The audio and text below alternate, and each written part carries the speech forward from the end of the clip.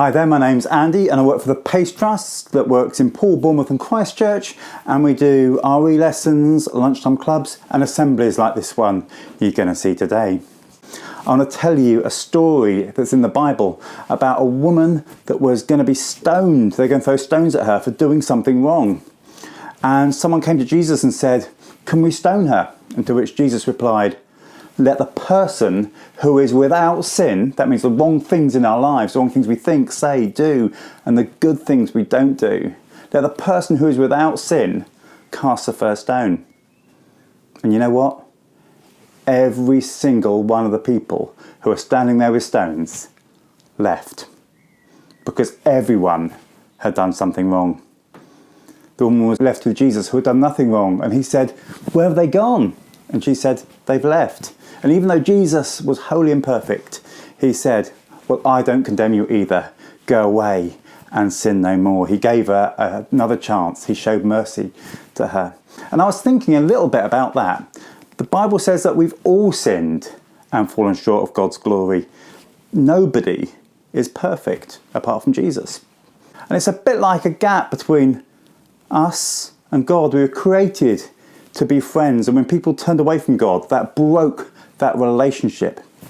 And sometimes we think we can get to God by being really good, by doing lots of good things, by being really religious, to try and bridge that gap. In fact, there's even a story in the Bible where they tried building a great big tower to get themselves back with God. But God can't be reached by towers or by lots of good efforts. You can't reach up and grab God. But the amazing good news is that we have a God who reaches down to us. And God sent Jesus, who died on the cross so that relationship could be mended, that we can't reach God, but God reaches out to us in Jesus so that we can have that restored friendship. It's not about being holy. It's not about being perfect. It's about saying, "God, I need your help.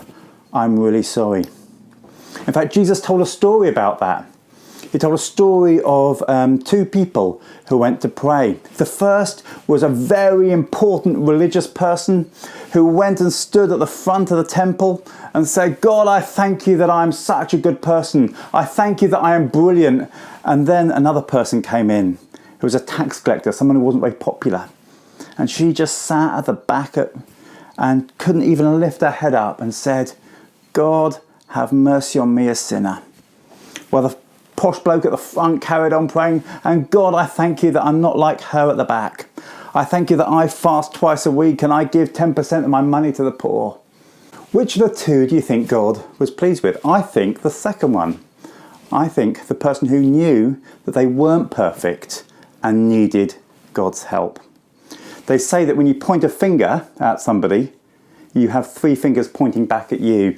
And the Bible, Jesus says, "Judge not unless you want to be judged."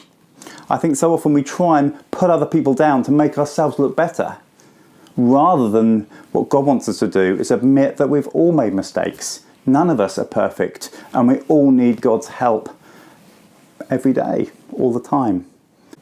So a challenge. Let's not be people who judge other people, but let's be people that look at our own lives and ask for help. Maybe you want to ask God for help too. Should we just close with a prayer? Dear God, help us not to be people who judge one another, and help us to know what we're like inside, and help us to not be proud, but to ask you to help us. In your name, Amen.